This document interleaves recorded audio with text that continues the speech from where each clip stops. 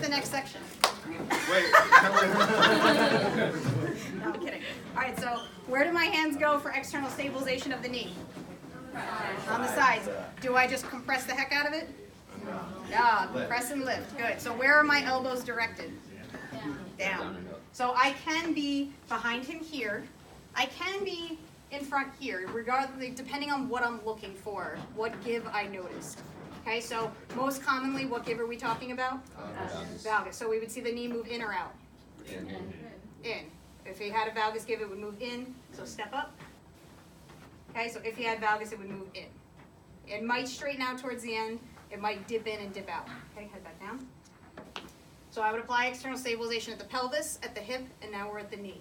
So I'm on either side of the knee, compressing, lifting, elbows are towards the ground. If I do this, lifting is incredibly awkward. So I'm here, my thumbs are facing up. I have sort of a wide contact with his knee. Compress and lift, go ahead. Good, and then I can even on the way down. Okay, really simple. But like I said, if I notice something with his heel or maybe something in his lumbar spine, then I can be here, same thing. Wide contact, lift, and up. And I can watch his lumbar spine and down. Good. Okay, simple as that. The cue is not as complex as other cues, and it's a little bit confusing for the patient to understand.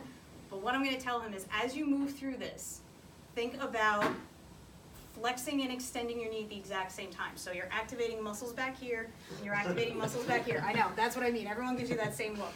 But I want you to think that there's a sleeve around your knee. You're tightening everything, but just enough to give you support, not enough to block the motion.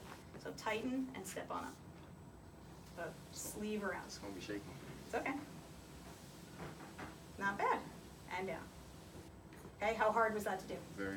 It's a little complex. It's not as easy as draw these 2 points together. It's the best cue that we've come up with to get the knee sleeve. So it's flexing and extending. If they're standing on one leg, think about flexing and extending your knee at the same time is an easier cue than when they're moving. So sometimes we have to go a little outside that and say, just imagine that you're tightening all of your muscles, holding that knee nice and still, not enough to stop your motion, and then they try it again. Okay, so it's the best that we got for the knee. What muscles are we stimulating, you think?